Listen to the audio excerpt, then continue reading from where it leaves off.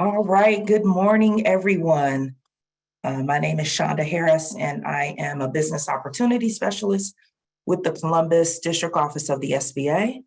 And we want to welcome you to today's webinar. Today is Wednesday, April 12th, and we are looking forward to having a really great session today. Today's topic is going to be legislative and regulatory updates. Focusing on kind of some of the updates as it relates to the SBA small business contracting programs. And of course, that is for federal government contracting. So we are really excited that we are in this webinar series. This is a part of, you can see the background here of the webinar series that we have planned leading up to our signature contracting event, the Ohio Business Matchmaker, that will be taking place on May 3rd and 4th in Dayton, Ohio. So we're really excited that we're able to bring these webinars. We actually started in March, and just giving you as small businesses the opportunity to learn about doing business with different levels of government. This webinar series and the Ohio Business Matchmaker is a collaborative partnership between the SBA, the state of Ohio, the Small Business Development Center, the SBDC, the Minority Business Assistance Centers, MBACs, and of course, our wonderful resource partners, Apex Accelerators. And so we come together to collaborate to bring you information about how to do business with the government. We really want you as a small business to really grow, increase your capacity and your capabilities. And a great way to do that is doing business with the government. So with that, before we kind of introduce our speaker, we do recognize that we have small businesses from different ages and stages that have joined us today. So whether you are just starting on your journey as far as government contracting, or if you're maybe a seasoned pro, or maybe you've been doing it just a couple years, we recognize that we have small businesses that have a variety of backgrounds. So we do want to introduce our Apex Accelerators, one of our resource partners, so that they can give you a little bit of overview about what they do, because perhaps some of the information that you receive, maybe you may still need to get a little bit more understanding, or you may need some assistance as it relates to do business with the government. So we're going to allow our Apex Accelerators. We do have our statewide Apex Accelerator manager, Mr. Joey Scott.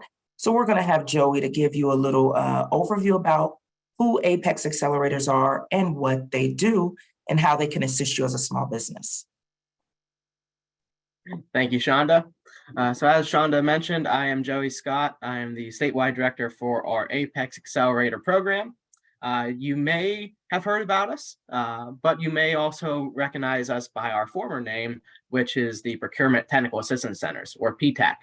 As we went through a leadership change within the DoD, we've gotten a new name and a new brand, but most importantly, our mission is still the same, and that is to assist U.S. businesses, us particularly here in Ohio, with all things government contracting. So like Shonda said, whether you are new to the government market or you're a seasoned veteran contractor, we're here to help you through every aspect of government contracting, whether that's getting entity registrations like SAM taken care of, or if you're looking at the state level, most every state has their own supplier registration, to helping you develop and refine your capability statement, to helping you find contract opportunities, and then even more advanced subjects such as DoD cybersecurity regulations, or foreign ownership and control and influence stuff. So we are here to assist. We're kind of, I like to say, your ally in the government marketplace. So I won't take up much more of the time, because you are not here to hear about me. You're here to learn about some great updates in the world of regulations. So we got a great speaker here for you, and I'll turn it over to Shonda. All right, thank you so much, Joey. It's great to have such wonderful partners with Apex Accelerators. Just to kind of lay a little bit of backdrop, the presentation that you're going to hear today Again, as a small business, if you're interested in doing business with the federal government, any federal agency, the information that's going to be presented today, it's pertaining to that. So as a small business, there are rules and sometimes regulations that impact the certifications, impact how you as a small business will do business with the federal government or a federal agency. So you're going to hear how some of the latest updates and regulations that have taken place, and then how those could potentially impact you or how you do business with the government. With that said, just a couple of housekeeping items. If you are interested, if you have a question, you can go ahead. The chat is available. You can type your questions in the chat. I will be monitoring the chat and then kind of posing the question to our presenter where there may be a good opportunity where he may have a break. So you can utilize that. Also, today's webinar is being recorded.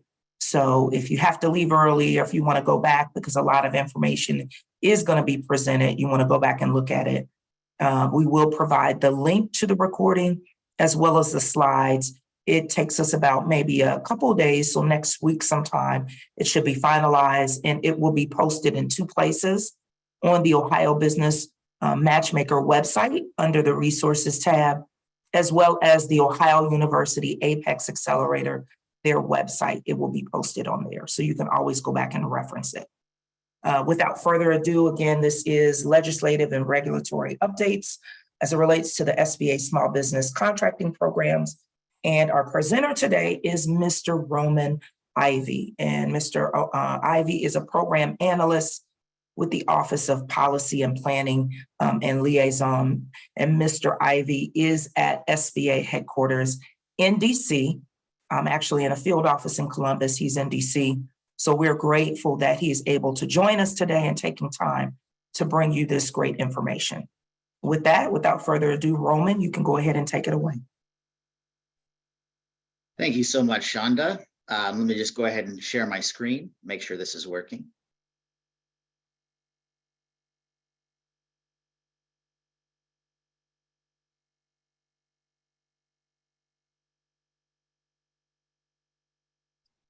Looks great. Shonda, does my screen look good?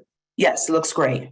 Okay, fantastic. So, well, good morning, everyone. Thank you for joining us today. Shonda already introduced me, but just as a bit of background, my name is Roman Ivy. I'm in the Office of Policy Planning and Liaison at SBA headquarters, which basically means that I work a lot in a lot of our regulatory work, updating the various rules and regulations that impact small business government contracting. So that's going to be the focus of my presentation today. And as Shonda mentioned, please, if you have any questions during my presentation, type them in the chat. It'll be easier for me to answer them as I go through than to try and go back. This is a fairly lengthy list of slides, and it'll be easier than just doing it all at the end and jumping all around. Also, just want to give a heads up.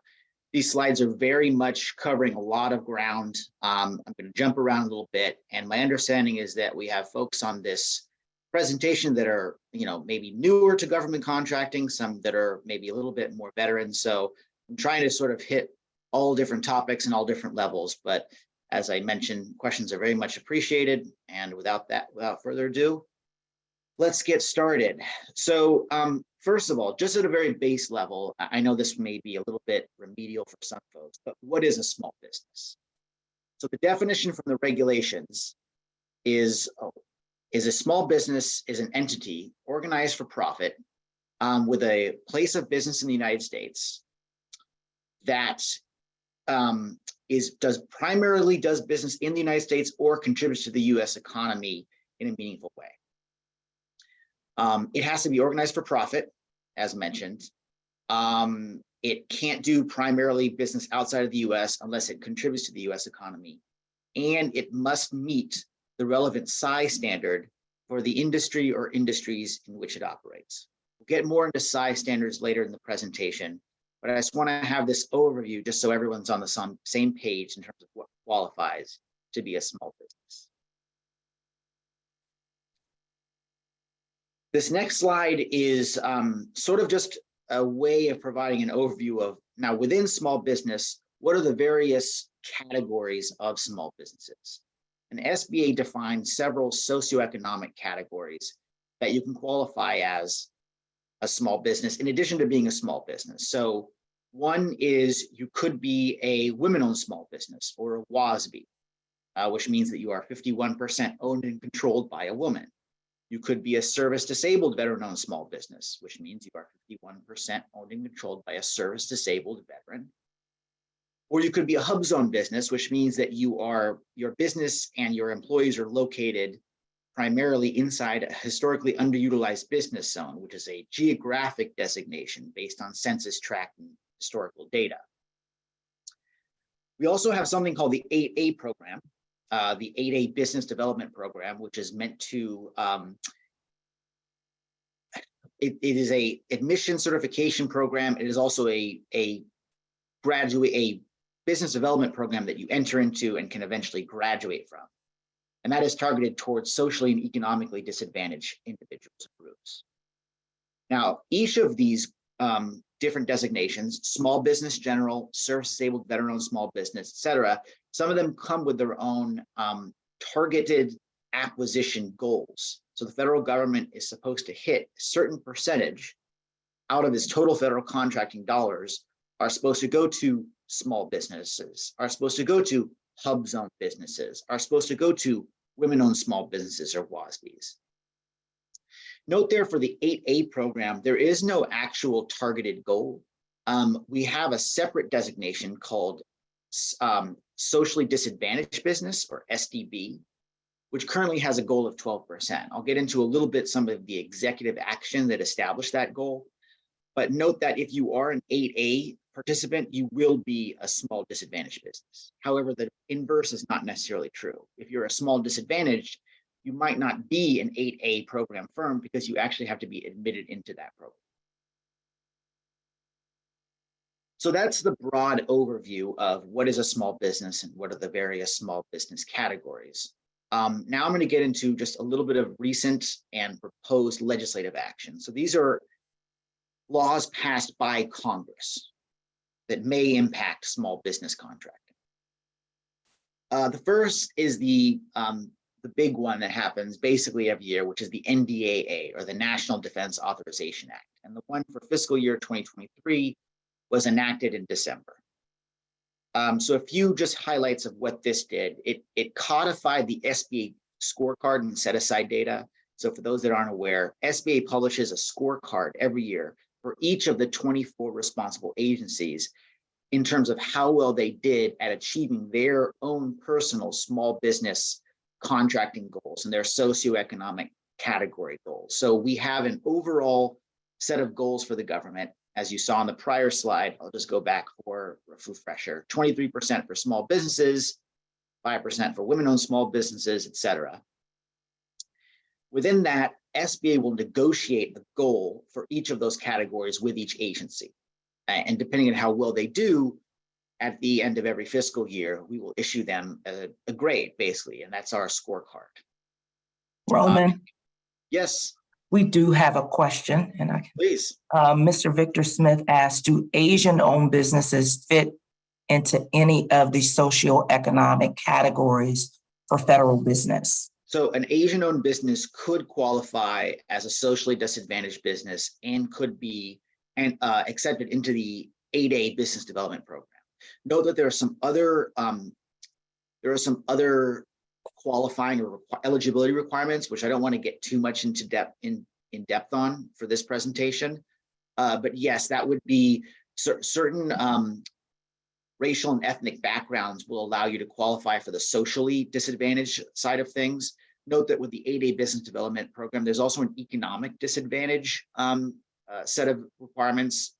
So you'll have to refer more to those programs, and I'm happy to sort of direct people after the presentation to the relevant contacts for that. But yes, an Asian-owned business could potentially qualify as a socially disadvantaged business and could possibly be accepted into the 8A Business Development Program.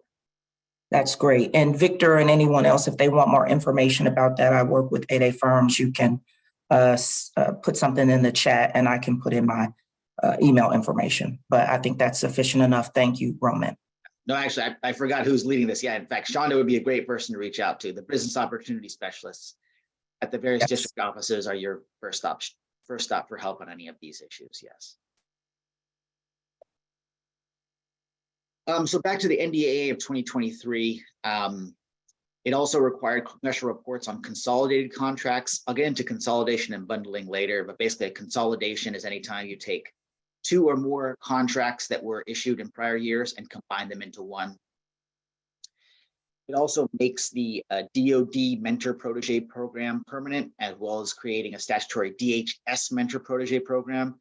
These are somewhat separate from the SBA Mentor Protege Program. Some agencies have their own programs, Mentor Protege programs. And just real briefly, a Mentor Protege program is a sort of agreement between a mentor, which will be an established, not small business, and a protege, a small business seeking to get experience and performance in the federal contracting workspace for the purposes of benefiting both parties. There was also in the NDAA a authorization for DoD contract modifications to address economic inflation. As many people are aware, we've been experiencing extreme and sort of somewhat unprecedented inflation in the US economy over the last couple of years. And so this is one of the acts that Congress has taken to deal with that issue. I'll get into a little bit later some of the things that SBA is doing to deal with the inflation we're experiencing as well.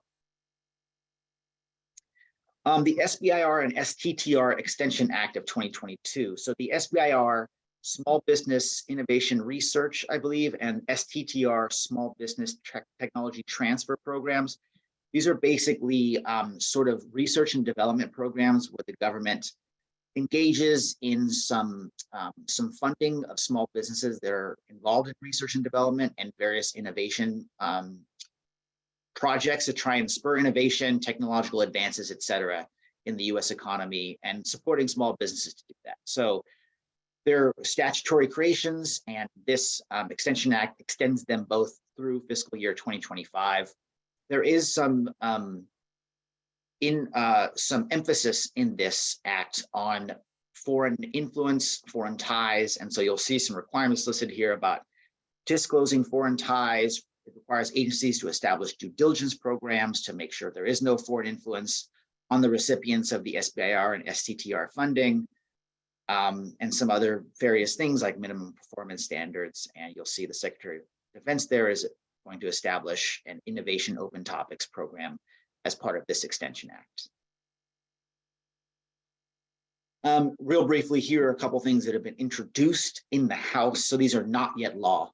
They have not gone yet through the full legal process. They have not been signed into law by the president, but one would require the DoD and SBA to coordinate government contracting assistance offered by, this is something that I'm sure Shonda and Joey can talk more about, the SBDCs and Apex accelerators. There is a proposal to provide contracting preferences for emerging business enterprises. So again, a later slide, we'll get more into this, but there is a awareness and concern with the decrease in number of small businesses participating in federal contracting on a year-by-year basis recently. So this is an act that's being proposed to deal with that. And there's also an introduced bill that would require SBA to disaggregate data on federal contract awards to SDBs. So basically just getting more and more specific data on which SDBs are being awarded federal contracts in what situations, geographic areas, et cetera, et cetera. So that's all I have on legislative action. The next section will be executive action. So these are executive orders as well as any memos in place meant to effectuate those executive orders. So we'll start with one that's actually a little bit older now, and this is from December 2021, but it's an extremely important memo for the purposes of the following slides and really just sort of the emphasis of the current administration and what it wants to achieve in federal contracting. So this is M2203,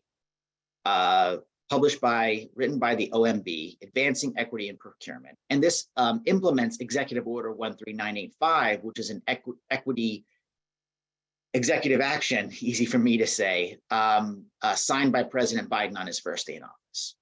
So this memo M2203 has basically 5 major components.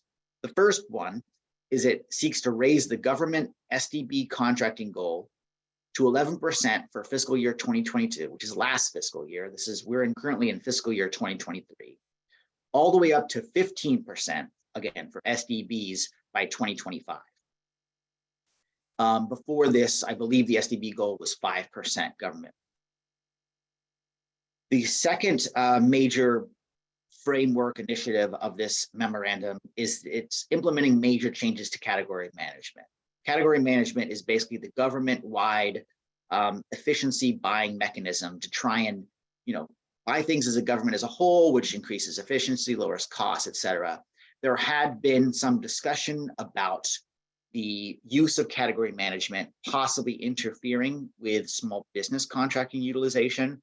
So to sort of alleviate those concerns, this memo did a couple things. First of all, there's different tiers of credit for category management. And this memorandum made clear that if you make an award to a socioeconomic small business, so that'd be SDBs, socially disadvantaged businesses, WOSBs, women-owned small businesses, HUBZones, businesses located in historically underutilized business zones, and SDVOSBs, or service-disabled veteran-owned small businesses, that would give you automatic tier 2 credit under category management. It also reinforced the importance of small business goal achievements, and in fact made clear that in the case that there is a conflict between category management goals and small business goals should prevail. It also did some housekeeping things, making SBA and the Department of Commerce voting members on the Category Management Leadership Council, just to make sure that they had insight and a view into how small business contracting is affected by category management usage. Number 3 here is one I've mentioned, and one that will again continue to be a emphasis of the administration in terms of procurement, which is seeking to increase new entrants to federal contracting and reverse the decline in the small business supplier base. So I know that we have some folks on this call that are maybe more experienced and some that maybe are really new to government contracting and want to know how to break in. And just to be clear, the current administration is very aware of the decline in small business, the number of small businesses that are awarded contracts on a year-by-year basis, and is really dedicated and committed to reversing that trend. Number 4 is making federal senior managers accountable for small business contracting goals. There's already some senior, some sort of leadership positions that have a built-in accountability or performance-based standards based on their small business contracting goals, but this sort of broadened it and made it clear that it applies to more and more folks.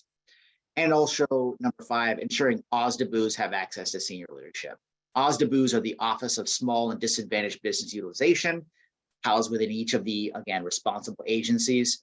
And they're very much advocates for small business awarding contracts to small businesses within the agency. So giving them access to senior leadership should make it more likely that you'll have more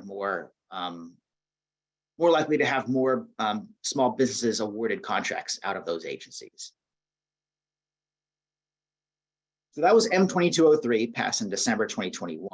A follow-on from that was M2301, passed in October of last year. And this is all about increasing the share of small disadvantaged business dollars. So as noted in the prior slide, M2203 raised the government-wide SDB contracting goal to 11% for FY22. We have to get to 15% by 2025. So we have to, keep increasing it, on a regular basis. And so M2301 does increase the goal to 12% for fiscal year 2023, which is the fiscal year we're currently in. Note here again, sort of harkening back to the prior slide, SBA negotiates the goals for contracting with each of the 24 agencies that are responsible for meeting small business contracting, socioeconomic contracting goals. This memo 2301 notes the importance of building the diversity and resilience of the supplier base, the federal supplier base, and also is committed to lowering barriers to entry and creating opportunities for all the various socioeconomic categories, SDBs, WOSBs, SDVOSBs, and HUBZones. And then very recently, just in February, again, this is all related to sort of building off of the various framework of M2203, OMB published M2311, which is all about creating a more diverse and resilient federal marketplace. And it's really focused on the new and recent entrants category. So the memo is really meant to focus on new and recent contractors, and it provides a definition of what is a new entrant and recent entrant. It establishes a supplier-based dashboard, which is meant to track an agency's mix of new entrants, recent entrants, and established entrants. So the hope is that with this dashboard, agencies can see how they're doing. Are they awarding a sufficient number of contracts to new entrants and recent entrants? Or are the established vendors that have already been getting contracts considered continuing to get the lion's share of those? This memo also establishes priority supply chains, which are markets where agencies have experienced challenges finding contractors, especially small business contractors, and try and identify if there's certain areas, certain industries where we're not awarding to small businesses. Why is that the case? How do we turn that around? This memo also provides for a government-wide procurement equity tool, which is, again, just another tool to make sure we're getting outreach to and reaching and awarding contracts to firms from a wider geographic and demographic swath than we were before. So that is all in terms of executive action. I just want to check in with Shonda. Do we have any questions on any of the prior few slides? No, but I had a quick question. Okay. As it relates to, I know they're increasing the small disadvantage, the SDB goal. It's currently at 11 and shifting and growing towards that 15%. Now, is there a certain percentage of that that is a goal specifically for 8A? So no, there is no 8A small business contracting goal. The 8A business development program is meant to sort of help firms get awards. Right. Now, keep in mind, if you are an 8A firm, you are a small disadvantaged business, because the requirements to be accepted to 8A include all of the requirements to be a small disadvantaged business. So really the 8A program is a way for agencies to make sure they're reaching their small disadvantaged business goals, because if you're awarding to 8A firms, then you are by definition awarding to small disadvantaged businesses. Right. So as before, where it was like 5%, that it's no longer, it's just all rolled into small disadvantage, and 8A is just a portion of that. Exactly. So Okay. if there could be small disadvantaged business awards that are not to 8A firms, but the firms are a small disadvantaged business. But the advantage for agencies, of course, is that there are sole source and set aside authorizations for 8A firms. And so if you take advantage of those, you are also getting credit for the small disadvantaged business contracting. And yeah, like I said, it's currently 12% for FY23. We'll see how it gets raised. It has to get raised at least a small amount every year, because we still have to get to 15% by FY25. Okay, so thank you. that getting raised each of the next couple fiscal years. Okay, thank you. We do have another question. Karen Dunson is asking, please clarify who gets tier 2 credit. Is it the prime contractor or the contracting entity? It is the agency. Yeah. So there is no category management for prime contractor subcontracting. We'll get into a later slide some of the things that have been changed in terms of when a prime contractor gets small business subcontracting credit. The category management is really a government-wide initiative, and each of the tier credits are for the contracting activities, the agencies that are making the awards, not for the prime contractors that are subcontractors. Okay, thank you for that. Of course. Okay, so now we'll get into some of the recent regulatory action done by SBA. This is really sort of the meat and potatoes of this presentation, I'd say, because this is what SBA works on. And these are sort of all the things that would impact basically who qualifies to be a small business, who qualifies to be a business under all the various socioeconomic categories, as well as different nuts and bolts contracting rules that all apply. So we'll start with size standards. And as I mentioned in one of the first slides, to be a small business, you have to meet certain regulatory requirements, being for profit, place of business in the US, et cetera, et cetera. But you also have to be small for your industry or industries. And the applicable industry will be defined by its NAICS code, the North American Industrial Classification System Code, NAICS code. And SBA establishes what is the appropriate measure of size for each of the, I want to say it's 1,400 or 1,500 total NAICS codes that are issued by the Census Bureau every 5 years. So in order to do that, what SBA does is we review every 5 years, we review all of the industries. We have a team of economists that work on this and say, for X industry, the appropriate measure of size is 700 employees. And for Y industry, the appropriate measure of size is $5 million in annual receipts. Those are just examples. In general, almost all industries will be defined, their size standard, by either annual receipts or average number of employees. Average annual receipts, average number of employees. So we recently completed our the last 5-year cycle. So in March of last year, we published a series of 4 final rules, which revise all of the monetary-based size standards. So we reviewed 468 size standards, as you can see there. We increased 229 of them. There were no decreases because due to the ongoing, this is a rulemaking that went back all the way to like 2019, 2020, really 2020, 2021. And because of the lingering effects of the COVID-19 pandemic, the decision was made not to decrease any size standards, but to just to either raise them or keep them the same. So some notable changes in these rules are engineering services, which is NAICS code 541330, was raised to 22.5 million in average annual receipts.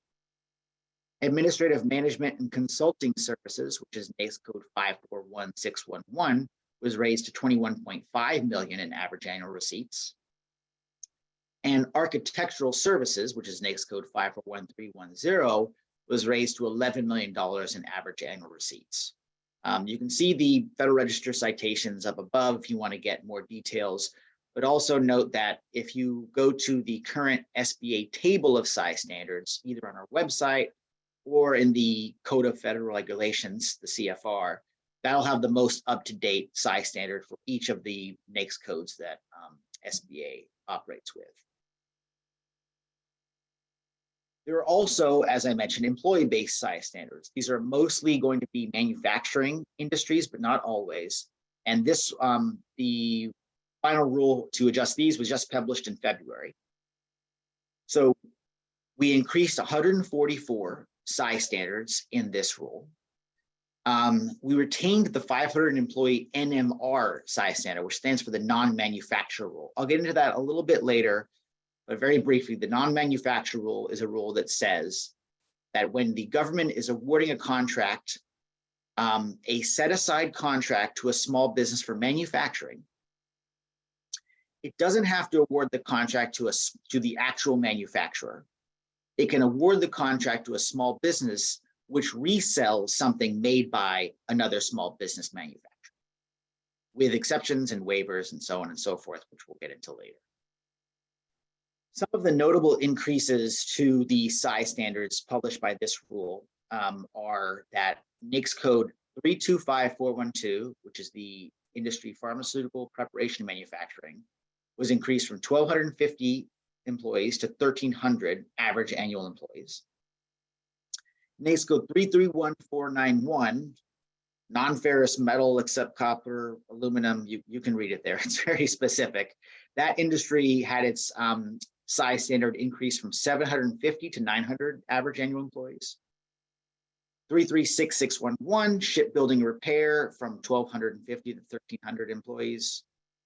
339999, which is all of their miscellaneous manufacturing, which is sort of a catch-all for anything that's not captured by any of the other manufacturing industries, was increased from 500 to 550 employees.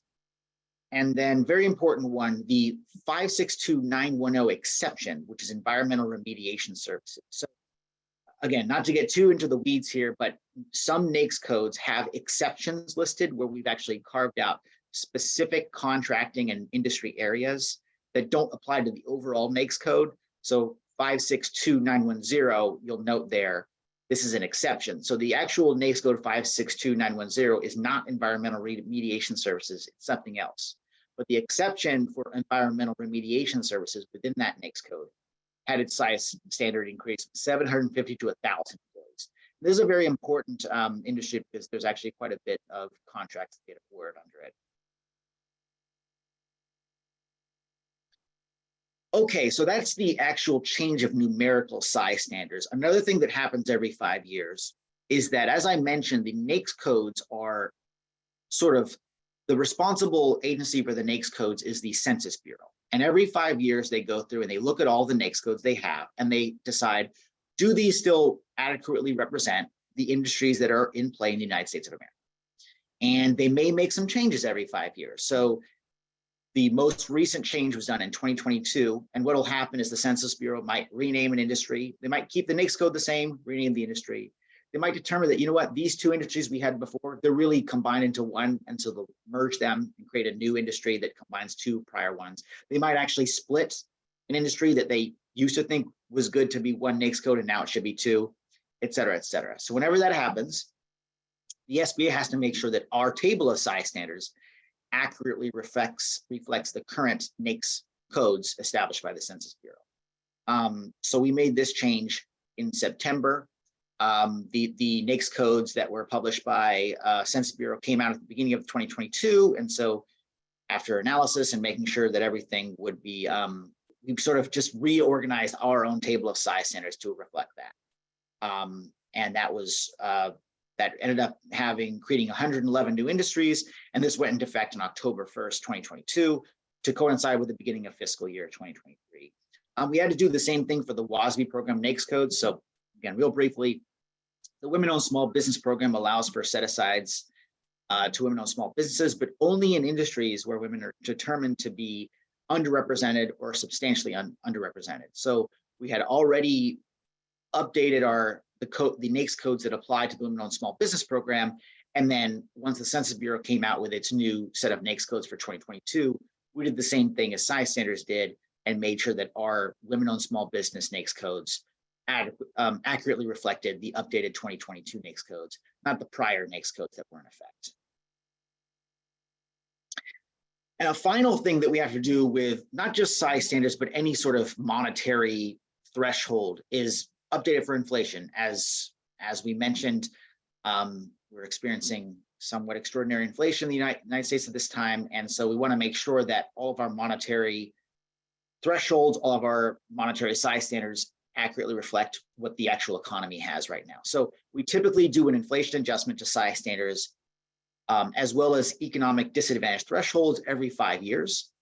However, we had done I think adjustment for inflation in 2020 for size standards, but we determined that because of how much inflation had been experienced over the prior 2 years, we're going to do a one-time adjustment as well.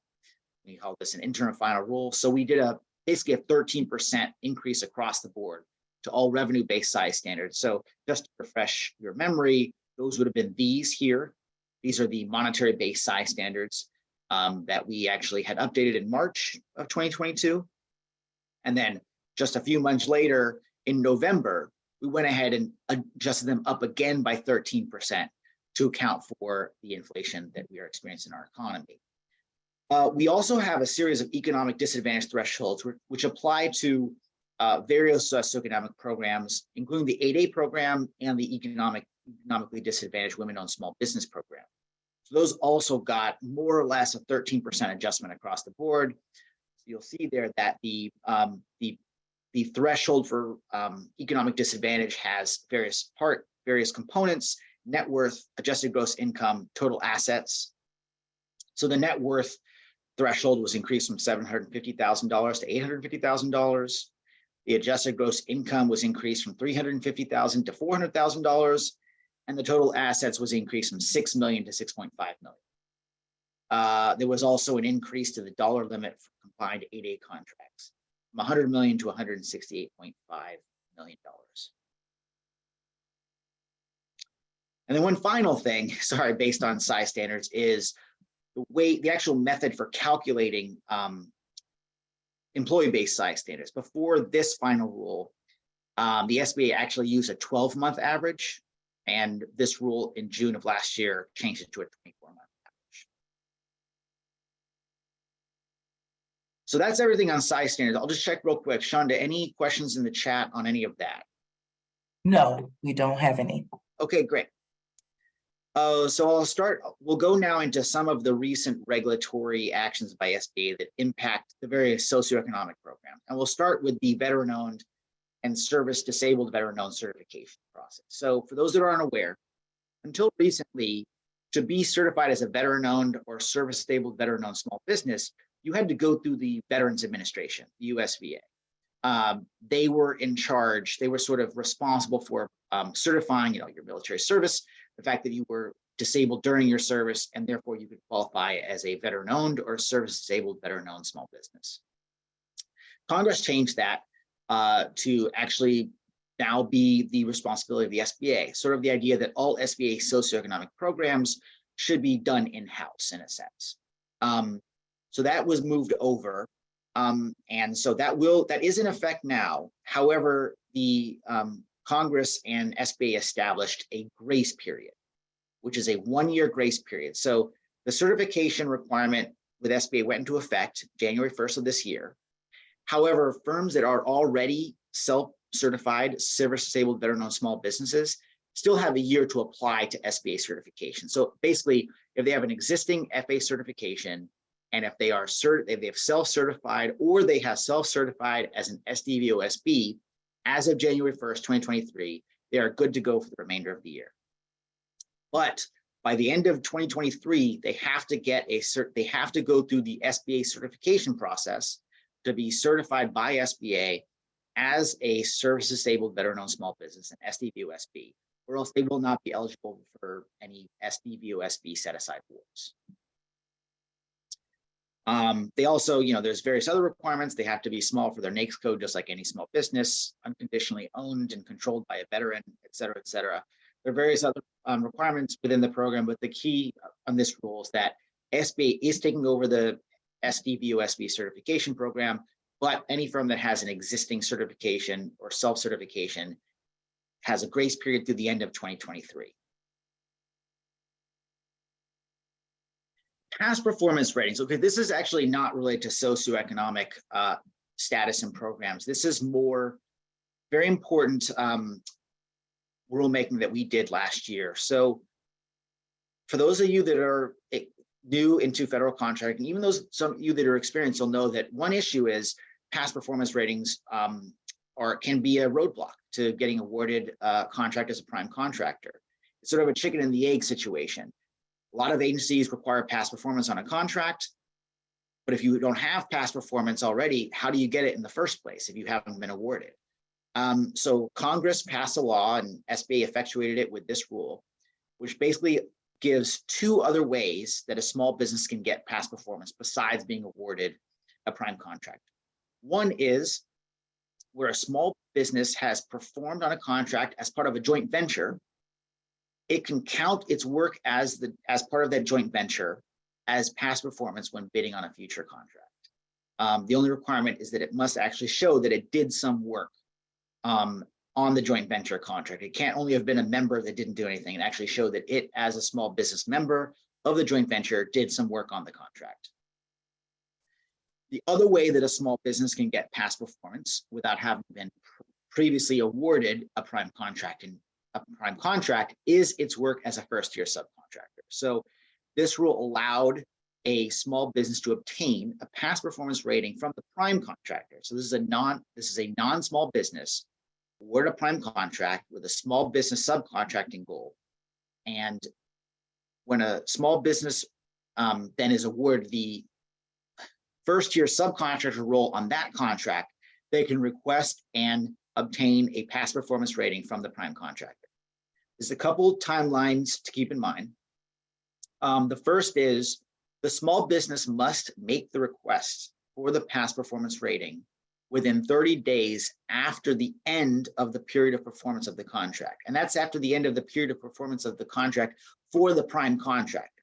So that may be somewhat later or earlier than the end of the small business performance, depending on the structure of the contract. But basically, if X, a prime contractor, which is not a small business, has a contract and the performance ends on December 31st, 2023, then the small business that was a first-year subcontractor must request the past performance rating by January 30th, 2023. If they ask after that, the prime contractor is under no obligation to provide them a past performance rating. Once the small business first-year subcontractor requests the past performance rating, the prime contractor then has to provide the rating to the business within 15 days. And once this happens, the small business then can use that past performance rating in bidding on future contracts as a small business prime contractor. The next one is a credit for lower tier subcontracting. So this really is really will affect, again, non-small business prime contractors. Basically, it allows a prime contractor to apply credit for contracts to small businesses at lower tiers, so below the first tier. So there may be instances where a prime contractor is awarded a contract. It has a small business subcontracting obligation and a small business subcontracting plan. And the either small or non-small businesses that it subcontracts out to may have their own subcontracting requirements. So at a level below them, they might also be subcontracting out. If that's the case, then in certain circumstances where it's one contract with one federal agency, the prime contractor can elect to receive credits for that lower tier subcontracting. Again, it only applies to individual plans. It won't apply to commercial, comprehensive plans, government-wide acquisition contracts, et cetera.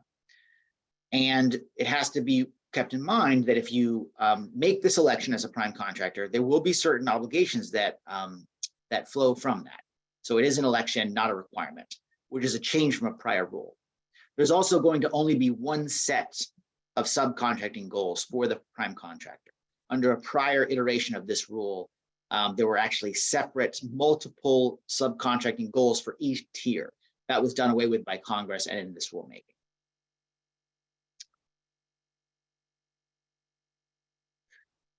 This is sort of a blast from the past, but it's an important thing to keep in mind because it is coming up. So back in May of 2021, SBA extended the HUBZone map freeze until June 30th, 2023.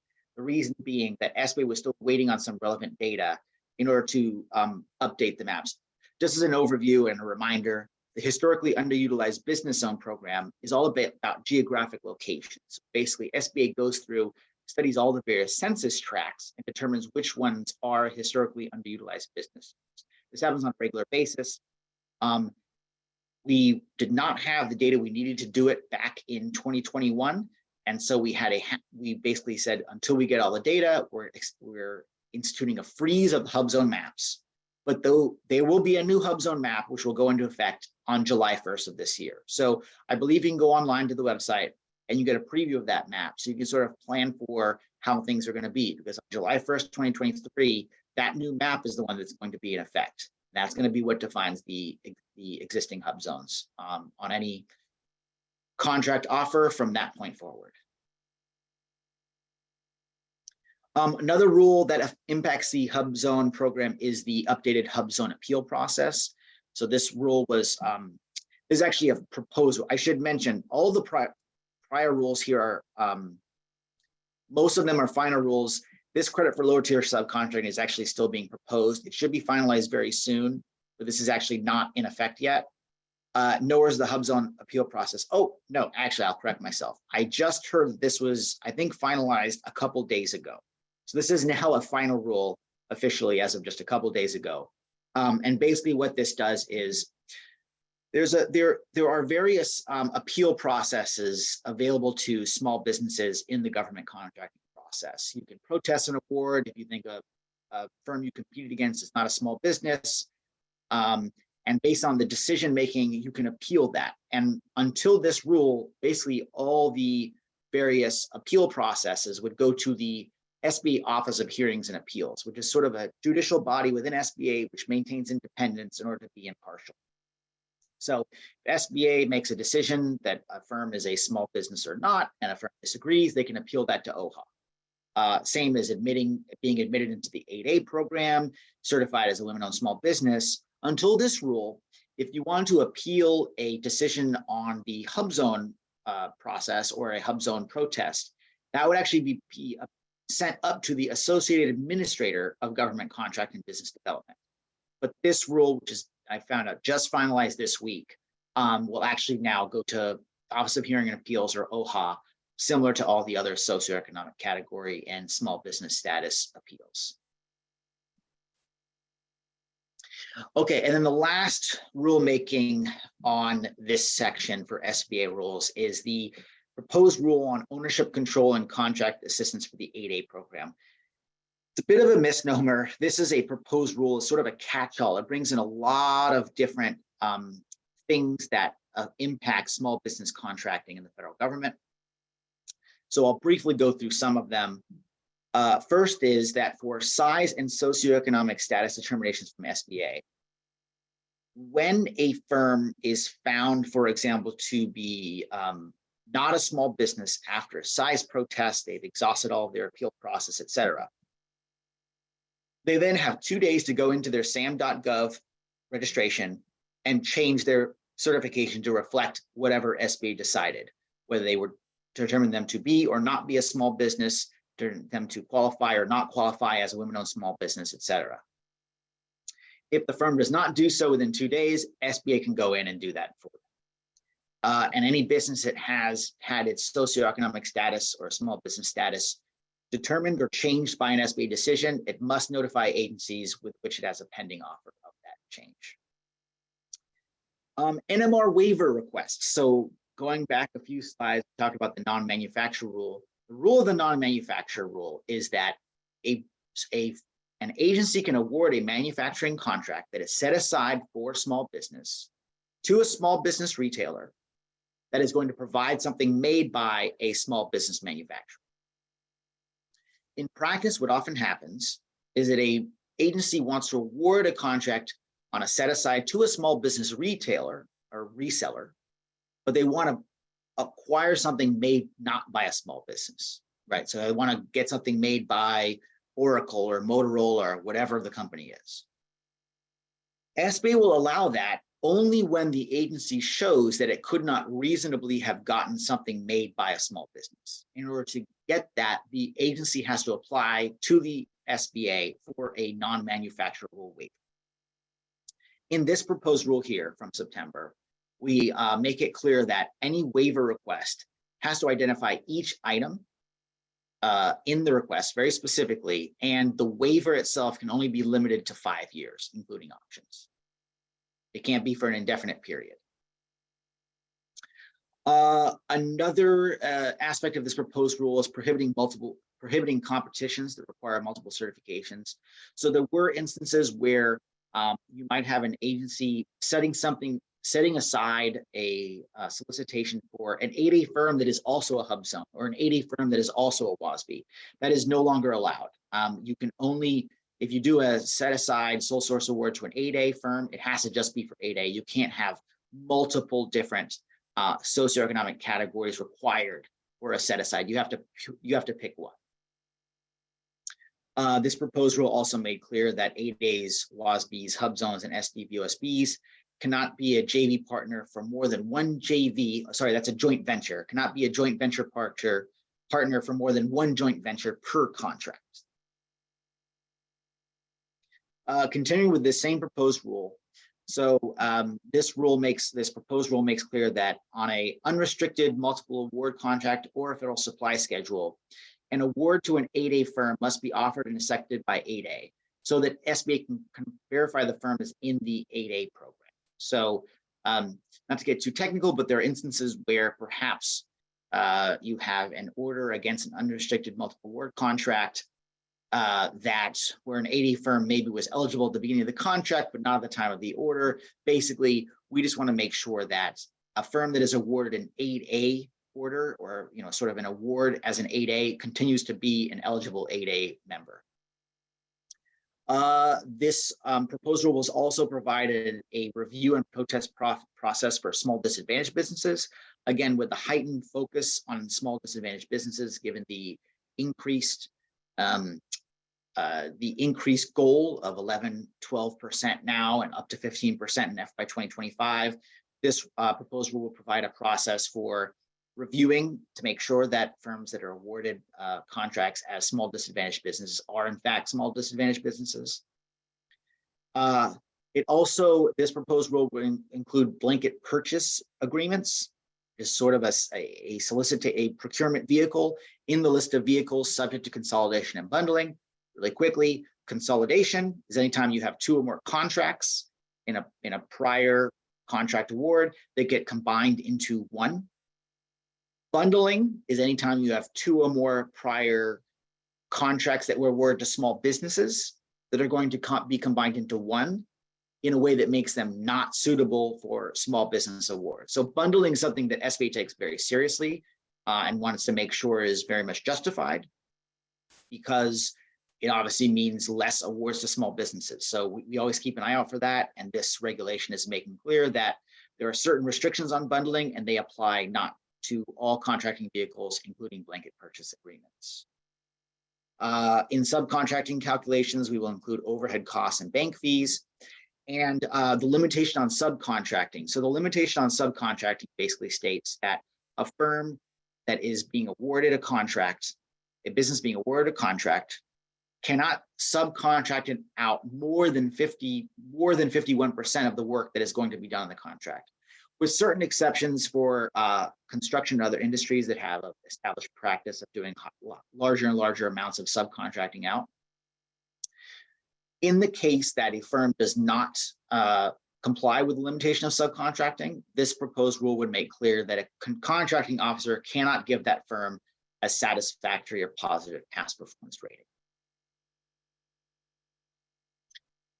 Here's some other nuts and bolts things which I'm going to go over very quickly that relate to the details of the 8A Business Development Program. There's something called business activity targets, and SBA will consider extenuating circumstances and offers on non-8A procurements for that. The IRA exception, so the individual retirement exception for economic disadvantage, in calculating net worth and various other things and economic disadvantage, a firm is allowed to exclude the funds in its individual retirement account, the IRA. Prior to this proposed rule, a firm would, and it's not in effect, so a firm has to actually document this in all cases. Going forward, when this is finalized, a firm will only need to document what's in its individual requirement account when requested by the SBA. Threshold application issues are hashed out here. The bona fide place of business. So especially in the case of construction contracts, there's a requirement for 8A firms to have a bona fide place of business in the place of performance. Based on the COVID pandemic, the fact that we are going very much to a virtual and have been in a virtual workspace and work stance sort of for a few years now, there's been a moratorium on this requirement, the bona fide place of business moratorium, that goes through the end of FY 23. So the end of September. October 1st, 2024, the moratorium will be over. But it is important to note that this proposed rule would allow an existing contracting location to qualify as a bona fide place of business, in addition to other things like where people work, et cetera, office place. There is no requirement to have offer and acceptance if you are under the simplified acquisition threshold, but you still need to show eligibility as an 8A firm. And only active 8A firms can receive sole source orders. This is important because there may be a case where an 8A firm was eligible or was in the program at the time of offer, et cetera, but at the time of the sole source order, so not a contract, but an order may be off of a multiple award contract, et cetera, they must continue to be an eligible 8A firm in order to get those awards. And just to highlight, we will have an upcoming SBA proposed rule on HUBZone program updates and clarifications. Okay, that was all of the recent SBA rulemaking. Shauna, do we have any questions in the chat on any of that? No, we don't. Okay. So the final section of my presentation is recent FAR regulatory action. So the FAR is the Federal Acquisition Regulation. It is the responsibility of the FAR Council, which is composed of representatives from the DoD, Department of Defense, NASA, and GSA, the General Services Administration. They all sort of, what they do is, the FAR is a way to sort of distill and compress all of the regulations in effect just to focus on the federal acquisition workplace, the federal acquisition space. So this is oftentimes the first place that contracting officers and other federal acquisition and federal procurement personnel will look. It trails and lags SBA regulations off. So most of what I'm going to present to you now are things that have been changed in the SBA regulations previously, maybe a little while ago, and then it takes a while for the FAR to actually implement it in its own regulations. So first, we have a couple from February. We have just a general small business amendment. And one is, it is a limitation. So just the highlights of some of these, some of the aspects of this FAR final rule, limiting options past the 5th year on a long-term 8A contract, only to 8A firms that continue to qualify as 8A participants. So somewhat similar to the last bullet on the prior proposed rule I talked about, but this is on options instead of orders. So after the 5th year on a long-term 8A contract, you can't just continue to extend options on that to an 8A, to a firm that was awarded the contract as an 8A firm, if it has at that point exited the 8A program. It's possible to exit the 8A program for various reasons, including that you graduate from the program. If that's the case, the agency can't just continue to award options on options to the 8A firm if they're no longer an 8A firm. They've graduated from the program. This FAR final rule also clarifies that the IT value added reseller size standard continues to be 150 employees. It applies the ostensible subcontractor rule to SBA socioeconomic programs. So very briefly, the ostensible subcontractor rule basically says that a small business cannot subcontract out, or I should say, in the case where a small business is subcontracting out work to a non-similarly situated entity, it cannot do that for the majority of its work or for the primary and most important aspects of the work of the contract. Similarly situated entity means having the same socioeconomic status as the small business. So let's say a firm is awarded a set aside as a women-owned small business. They're a women-owned small business, and they're awarded a contract to perform whatever the requirements of the government are. They can go ahead and subcontract out that work to another women-owned small business, and that would not violate the ostensible subcontractor rule. But if they subcontract out to just an SDB or any other small business, they have to make sure that they're still doing the majority of the work, and they cannot subcontract out. They cannot subcontract out the primary and vital functions of the contract. That would be a violation of the ostensible subcontractor rule, and it applies not just to small business status, but all socioeconomic programs. And also, this final rule states that the you must determine size as of initial offer if the solicitation does not require a price evaluation. That's the general rule. We determine whether or not a business is a small business as of the time of its initial offer, including price.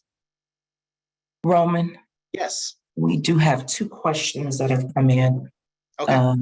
One going back to HUBZone qualifications.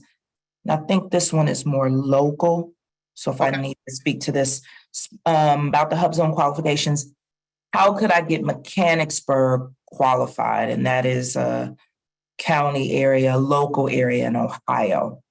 So I'll let you go. And then if I can. Yeah, I mean, again, it's SBA has a program office that reviews all of the data for the census. There's no actual thing you can necessarily do to qualify a particular place. It must just meet the requirements that are established to be a historically underutilized business zone. I don't know if Shonda, you have any more to speak on that in terms of what something that they added, that governors can declare a a specific area, a HUBZone area, and there's a process for that, Okay, but it would have to qualify. Usually, just like nationally, the president can declare, usually if there's a disaster, if there's a hurricane or something, the president or a governor will declare that that area is, disaster. And so that could be considered a HUBZone area. And so governors do have the authority to write letters to the SBA and submit it. And so there would have to be qualifications. I'll put in the chat, the email, and you can email us. I know the other BOS, Jill Nagy-Reynolds, is the HUBZone liaison, but we can give you more information about how that process works. yeah, I do remember that governor designated program. I wasn't sure whether it was still in effect or was a temporary program, but your understanding is it's still in effect, yes? It is still in effect, but I have to go back to look to see how it operates. I know, of course, you would have to present your case to the governors. Yep. And then if it qualifies, the governor would have to write a letter, but the SBA would have to approve that. Was just on a webinar a couple weeks ago, and I think there are a couple areas that have been approved for some states. Okay. So I could give you more information, Brandon. I'll submit. I'll actually give you Jill's information, Jill Nagy-Reynolds, who is the HUBZone liaison in our district.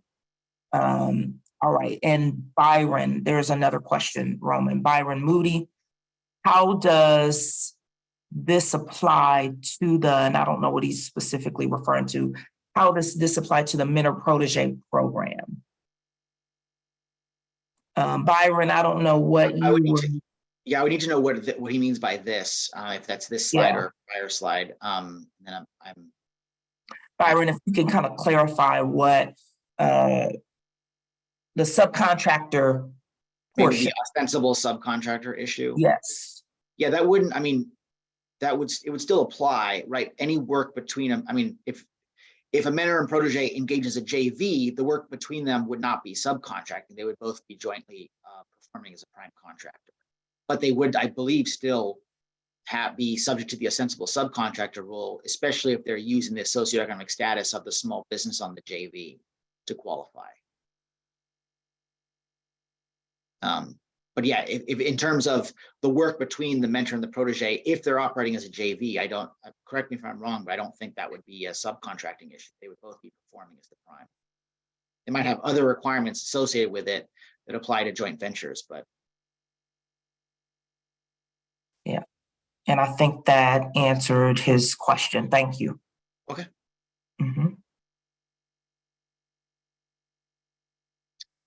Okay, anything else? That is it for now. Okay, Thank great. you. Great Yeah, question. great.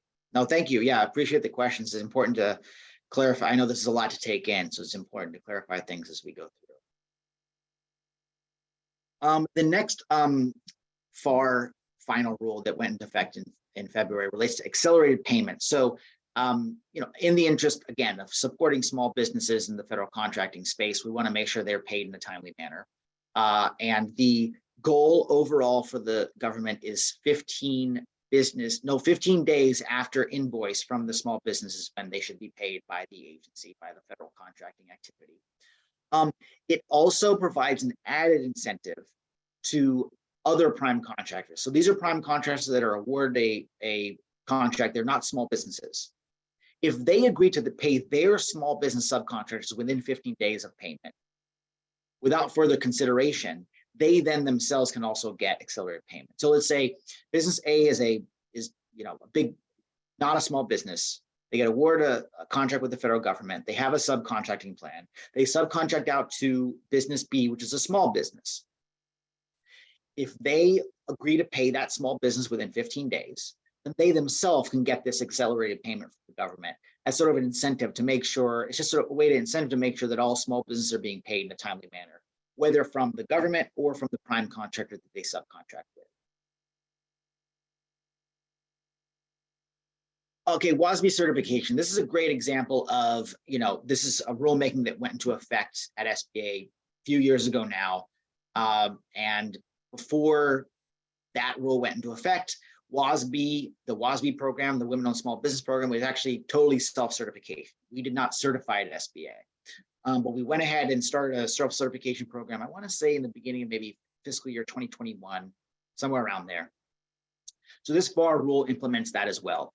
So all women-owned small businesses and ED-WOSBs, which are economically disadvantaged women-owned small businesses, have to apply for certification through SBA, or there are certain SBA-approved third-party certifiers, which can also provide certification as a women-owned small business or economically disadvantaged women-owned small businesses. And they must have a current certification in place in order to be eligible for WOSB or ED-WOSB set-aside or sole source contracts. It's very clear. What's in place what was already in place under SBA regulations, as I said for a while. It also requires agencies to check the SAM or SBA's DSBS, which is the Dynamic Small Business Search, for that certification before they award a WOSB or ED-WOSB set-aside or sole source. Note that the SAM designation is not yet effective, but in theory, this is how this is going. And just one little minutia here. If a firm has a pending WOSB or ED-WOSB certification, it can submit an offer on a contract that is for a WOSB or ED-WOSB set aside or sole source, or sorry, just set aside. Sorry.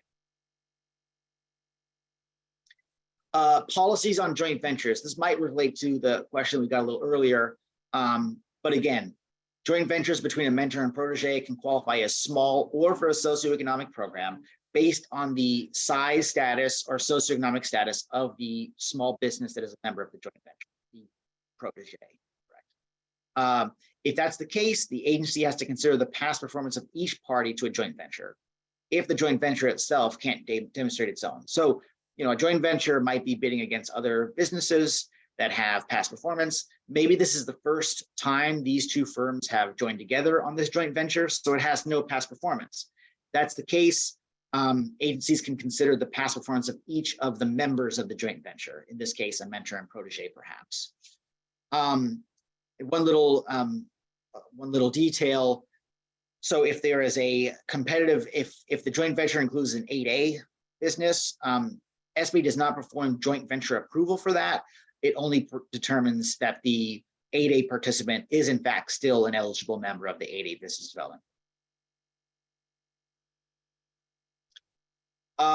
Some HUBZone program updates. Now, the last few here, these are from September. These have been in place for a while. And again, these are going back to prior SBA rulemakings. But some of the changes made here is that HUBZone firms are certified annually instead of being required to represent on each offer. Before this rule in a prior SBA rulemaking, HUBZone firm had to affirmatively represent that it's a HUBZone on every offer that it made. This changed that to being it's good for the entire year. It also removed the requirement that a HUBZone qualify at both offer and award for HUBZone set-asides. Instead, it's just at the time of offer. This brings it in line with all the other small business awards, socioeconomic programs, where the general rule is to qualify as small, qualify as a SDB, to qualify as whatever. You just have to fulfill the requirements at the time of offer. If you become non-small between the time of offer and award, you're still good to go, basically.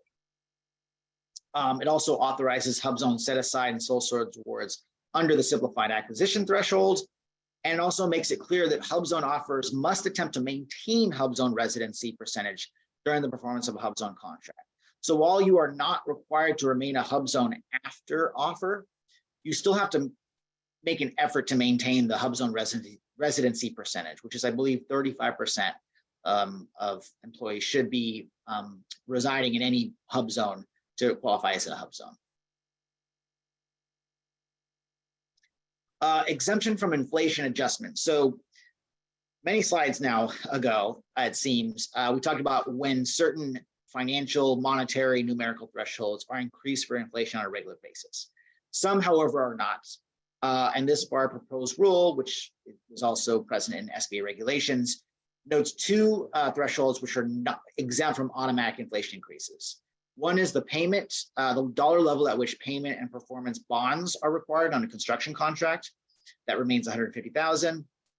And the dollar level at which payment protections are required as an alternative to payment bonds, which is currently $35,000. So the idea here is that these are statutory or These are just levels that we don't think should be impacted by inflation.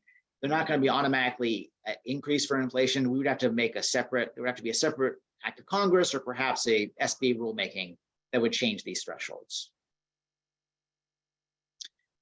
Okay, this is the last one I'm going to spend much time on because the other ones are a little bit more detailed, but disclosure of greenhouse gas emissions. So this is a proposed rule. So as well as the inflation adjustment, this is a proposed rule. The prior one was final. So this exemption from inflation adjustment is not finalized yet. It is a proposed rule. And this is also a proposed rule. This was published back in November, and it's implementing an executive order by the president on making sure major federal suppliers publicly disclose their greenhouse gas and climate-related financial risks. So there's basically 2.5 categories here of contractors, and you have a difference. Actually, I guess there's 3. You could be below this, but the 2 major ones are significant and major. So if you're a significant contractor, what that means is that you receive between $7.5 and $50 million in contracts in the prior year. If that's the case, then you must complete a greenhouse gas inventory defined by scope 1 and 2, which I won't get into, and report that in SAM.gov. Note that Alaskan Native corporations, Indian tribes, and Native Hawaiian organizations are exempted from this requirement, even if they are significant contractors. A major contractor is any contractor that received more than $50 million in contracts in the prior year. If you're a major contractor, you must fulfill the requirements of the significant contractor, which is the complete greenhouse gas inventory. Plus, you have to provide an annual climate disclosure and develop science-based targets. Note that a small business cannot be a major contractor. Even if a small business is awarded more than $50 million in contracts in the prior year, if they're a small business, they would only be required to follow the significant contractor greenhouse gas emission disclosure requirements. And then, of course, noting that as Alaskan Native corporations or Indian tribes and Native Hawaiian organizations are exempted from that as well. So there's a couple more slides here. I'm going to go over these very briefly because they're very technical. This one is just talking about something called definitization of equitable adjustments in construction contracts. I'm not going to go too into detail on this. If you have specific questions, if you're in construction and want to know about this, the Federal Register citation is provided there. You can go into more detail. And then there's a clarification on the 8A program that the Certificate of Competency program is not applicable to 8A sole source awards. And there's some agency notifications included in that as well. And here we see some upcoming FAR proposed rules. You'll see here credit for lower tier subcontracting, number 1 there. Number 3, certification of service disabled veteran-owned small businesses. Number 4, limitations on subcontracting revisions. These are all discussed in the some of the rules and proposed rules that I had in the SBA regulatory section, because again, the FAR tends to lag a little bit. And you see number 5 there, past performance ratings. These are all follow-ons from rules that SBA has already done. Yeah, and the SBAR, STTR as well. Yeah, so and there's an upcoming FAR rule on the small disadvantaged business thresholds. That is all that I have for today. I don't know if we have any more questions in the chat or if anyone has thought of any questions they have, but I'm happy to answer any of those now. Thank you so much. Great job, Rowan, covering a lot of territory today, a lot of changes. If you do have additional questions, please go ahead and type those in the chat. I did want to bring up one clarification. I had a chance to look up something. Speaking to Brandon's question about the HUBZone and making one of the counties in Mechanicsburg area. So I just want to read, as Roman stated, the map for the HUBZone is going to be updated on July 1st. And so what is happening is every 5 years, the SBA looks at the map and it's redrawn.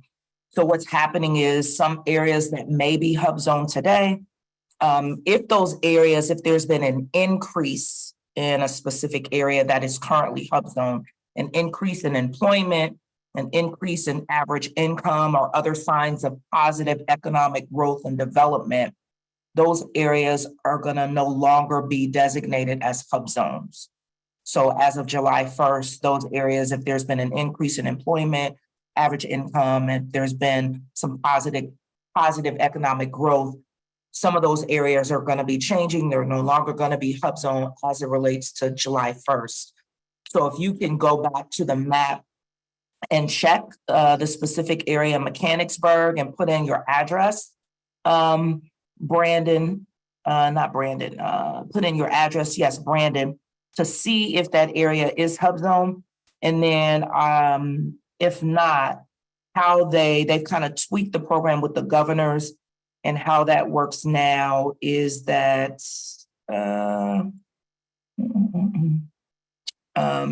it's a relatively a new initiative with the governor designated areas, and it gives the opportunity for the hub zone program to increase some specific rural communities. So what happens is once a year, state governors can petition the SBA, again, once a year, to designate that certain areas, if they're rural and if there's a low employment rate and there's a low economic activity in that area, then a governor can designate or submit a letter to the SBA to ask if that area can be a hub zone. So I believe they have already, there's about 6 states that have gotten approval for those letters. So again, I would just recommend that you go and check out and put in the address for your area to see if it is hub zone. And then if not, I'll put in there Jill Nagy Reynolds' email, and you can work with her as it relates to maybe looking at that governor designated initiative. Okay. Are there any other questions? Again, that was a great, I always love to get these because if you're looking to do business with the federal government, these are the things that impact you as a small business, especially if you have any of the socioeconomic programs, if you have any of the certifications, these actually impact how you're doing business, and they could potentially impact maybe how you're getting paid or what have you. So it's always good to stay on top of these updates and changes, and always you're aware of what's going on. So there is a question that just came in. It's really lengthy. Okay, we are new to this program as of a couple of months ago and only had one direct government contract over the last few years. And with that contract, Matt, is that a state contract, federal contract, local contract? What government? We are a 50-person software development consulting company. We do not sell software. We are working through reactivating our SAM, System for Award Management account now. And that's the vendor portal where if you're looking to do business with the federal government, all federal vendors, especially if you're a prime contractor, you have to be registered. Your SAM is now active and you're using the bid search, the best way to find opportunities. So, and I can probably answer that, Roman. If you've just gotten registered in SAM and it sounds like you may be a client of the Apex accelerators, they do have a bid match search.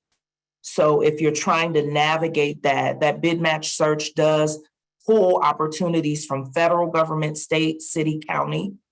So what I would recommend is you want to work with your local Apex accelerator counselor. And if you have questions, if it's a federal proposal, they can actually assist you with that. Anything kind of from cradle to grave, putting together your proposal, knowing how to put your bid together, knowing how to, maybe if it's, what to bid. But the Apex accelerators are a great resource to kind of help with that. And I assume you already probably know what counselor you have. If not, you can put in what county, and then we can connect you with your Apex accelerator counselor. But great question. As Roman stated, we do recognize that we have a wide range of small businesses on the webinar today, from those that are just getting started, as you said, Matt, to those that are a little bit more experienced. So again, this was a great opportunity to just kind of bring everybody up to speed as to what's going on at the federal level and some of the changes and the updates that have impacted the small business programs. So again, thank you. If there are any additional questions, you want to go ahead and type them in. Again, thank you so much, Roman. It's always great to have this information. And I would just recommend that you always stay abreast to what's going on at the federal level.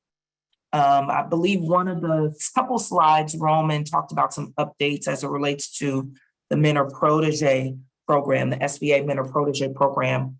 And with that said, at 1 o'clock today, we are actually having another webinar. There's going to be an overview from another representative from the SBA at headquarters in DC that's going to give an overview about the Mentor Protege program. So if you're interested in that, you can join us at 1 o'clock. And then following that overview about the Mentor Protege program, there's actually going to be a panel discussion with two Mentor Protege companies. So two mentors, two proteges. They're going to discuss their relationship, give some tips, and give some best practices to help you as a small business if you're interested in getting a mentor or if you're interested in becoming a protege. So with that said, I think those are the next webinars. And then next week, we have webinars that are going to continue to roll on. Next week, we are going to be doing, on the 19th, doing business with Wright-Patterson Air Force Base at 10 o'clock, and then doing business with the U.S. EPA and the U.S. Department of Energy at 1 o'clock. So you definitely, if you want to sign up for those, you can.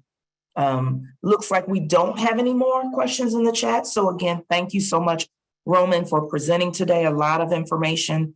I know we added some additional things to just kind of make sure we kind of level the playing field. So those that are new had a little bit of understanding. So thank you for adding to that. Great information. And then all of you, again, this webinar series is geared toward helping you to become more engaged and then more informative as it relates to doing business with the different government entities. And hopefully you can join us for the Ohio Business Matchmaker, which will be taking place May 3rd and May 4th at the Nutter Center in Dayton. And so the recording, Brandon, what we will do is it usually takes about a week. So by next Wednesday, they should finalize the recording and we'll post that and the slides on the Ohio Business Matchmaker website. Joey, if you can put that in the chat, the Ohio Business website, Ohio Business Matchmaker website, and then also the website for the Apex accelerators at Ohio University. And then you will be able to access those recordings there, plus get a PDF of the presentation.